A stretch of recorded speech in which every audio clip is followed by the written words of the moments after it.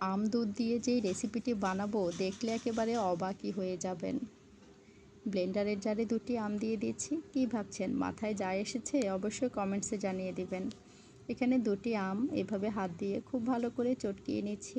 এরপর দুধ দিয়ে দিচ্ছি 1/4 কাপ, চিনি এবং কুকিং অয়েল 1/3 কাপ দিয়ে দিচ্ছি সেম মেজারমেন্ট। বেকিং পাউডার 2 চা চামচ দিব। এরপর দিব আটা, এখানে প্রায় 1 কাপ আটা দিয়েছি। 2টি ডিম ভেঙে দিচ্ছি। এরপর খুব ভালো করে ব্লেন্ড করব। এখানে স্বাদমতো লবণ দিয়ে দিচ্ছি। ভালো করে ব্লেন্ড করার পর এখানে তেল এবং ময়দা সামান্য ছিটিয়ে এভাবে ব্রাশ করে দিয়েছি। খুব ঘন একটি ব্যাটার হয়ে গেছে দেখুন। এরপর মোল্ডের মধ্যে এভাবে তেল এবং ময়দা ব্রাশ করার পর উপর থেকে ব্যাটারটা ঢেলে দিচ্ছি। এখানে কিছু ড্রাই ফ্রুটস দিচ্ছি, কিশমিশ এবং কাঠবাদাম কুচি। এরপর 10 মিনিটের জন্য প্রিহিট করে রেখে এখানে স্ট্যান্ড বসিয়ে দিয়েছি। 40 মিনিট বেক করেছি দেখুন।